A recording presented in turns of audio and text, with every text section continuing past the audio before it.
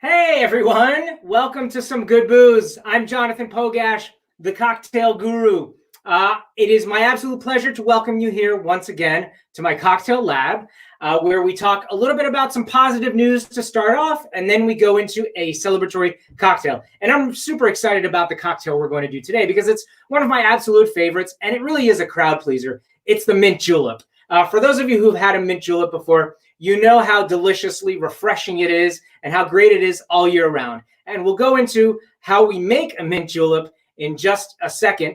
Thanks everyone for joining on Facebook. Hey, good to see you all. Everyone on YouTube Live. If you've not subscribed to my YouTube Live channel, please go right ahead and subscribe to that. And also like the Cocktail Guru page.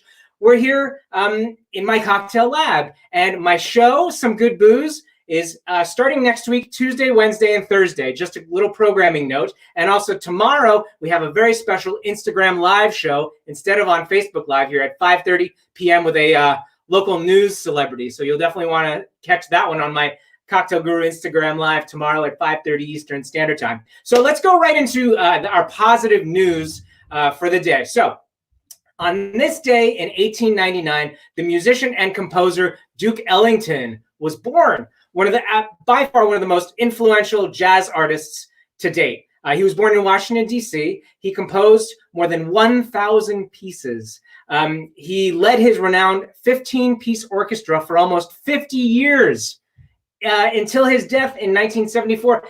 That is an amazing career. To the Duke, thank you so much for everything that you did, and we honor you today. Hey, Bobby, good to see you. Glad you made it today. Okay, everyone, so the mint julep cocktail. Who's had a mint julep before? Anyone? Well, for those of you who celebrate the Kentucky Derby, you know exactly what I'm talking about. And although the Kentucky Derby is not happening this weekend, usually it's the first Saturday in May, it is rescheduled to September 5th. That is really good news because we can brush up on our mint julep skills and then practice those mint julep skills until September 5th when we can make a whole buttload of mint juleps for our friends and family. Okay, so the mint julep actually has quite a history, quite a storied past. It comes from an Arabic drink actually called julab. That's where we get the name julep from. And julab translates to sweet rose. It was actually a medicinal sweet rose drink. And we took that name and made it mint julep. And my mentor, Gary Regan, even mentioned the mint julep in his book. And he says that the earliest known written reference to the drink itself was in 1803. Now, whether it was the actual mint julep that we all know and love today, we don't really know. It was possible that it was first originally made with brandy instead of American whiskey. But we do know that it had mint and it had something sweet in it. Some recipes called for a peach liqueur. Some recipes called for brandy.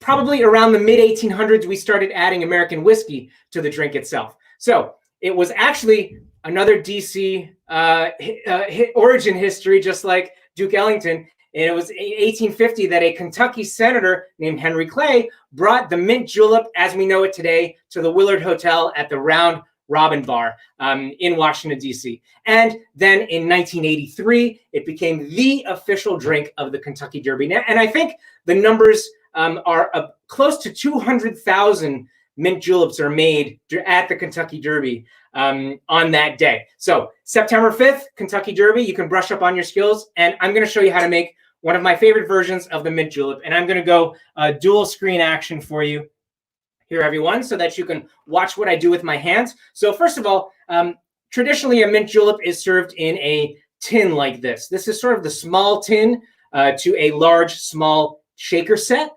You can use this if you have it. It's great. Holds in the chill really nice. Or if you just have a tall glass, that's completely fine as well.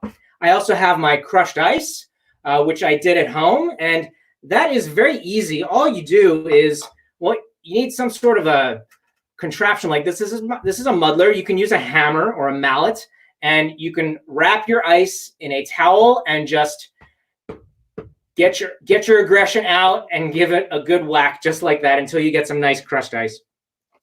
And the whiskey I'm using is Clyde May Alabama style whiskey. This is one of my favorite whiskeys that are out today. The story is really interesting. Clyde May was actually a moonshiner in the 1950s all the way up through the 80s in Alabama. And this whiskey is made in the same style with the same recipe that Clyde May had. had. It's aged 4 years. It is aged in oak barrels, and it has these really delicious apple and peach notes. So I use it because one of the recipes for a mint julep did call for, one of the early recipes called for peach liqueur. And so this is reminiscent of that. So I'm going to start off by adding my ingredients directly into the mixing tin here. We're taking a good hefty pour, 2.5 ounces of whiskey. Why don't we do that, folks? Yeah, that is great. And now the sweetener element is some simple syrup, which I have actually right over here in my refrigerator.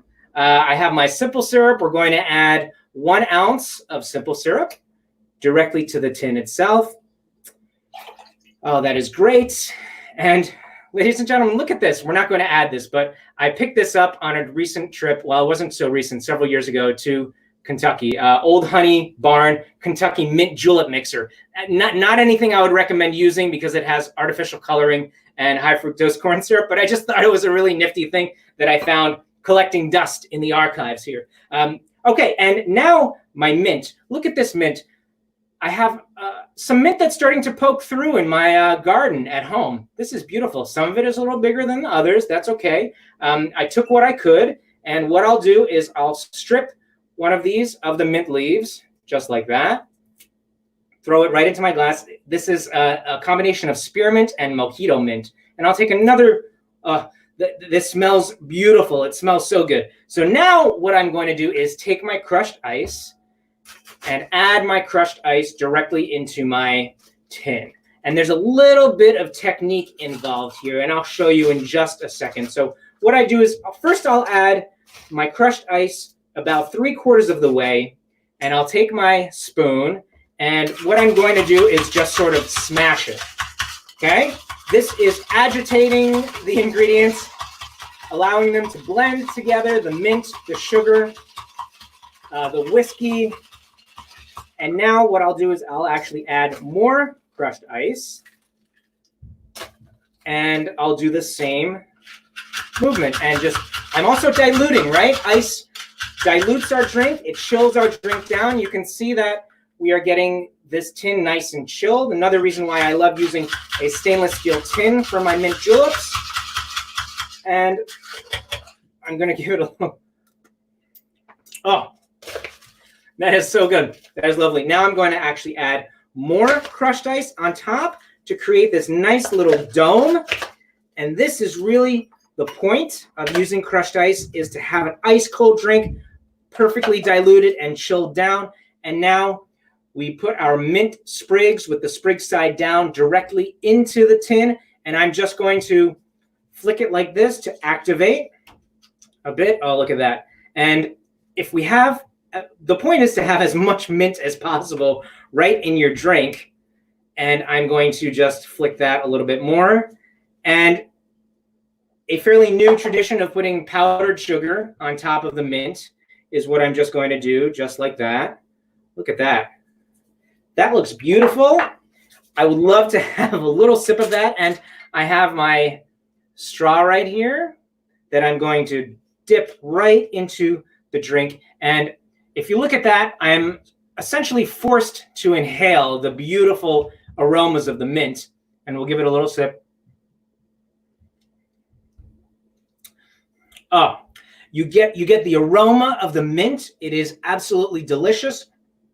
The touch of sweetness from the simple syrup and the whiskey, you get those apple, peach, oak, vanilla notes from the Clyde May, Alabama style whiskey. It is one of the best mint juleps I've ever tasted in my entire life.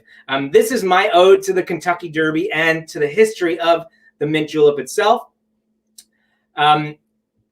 I'll go back to single screen so that you can see me here. And I just wanted to say thank you for joining me. And again, a little programming note for tomorrow. You can join me at 5:30 p.m. Eastern Standard Time on my Instagram Live, where I will have a very special guest, a very special newscaster who loves cocktails, and she'll be joining me. And we'll be mixing up some cocktails. And then you'll be able to see me next week, Tuesday, Wednesday, and Thursday.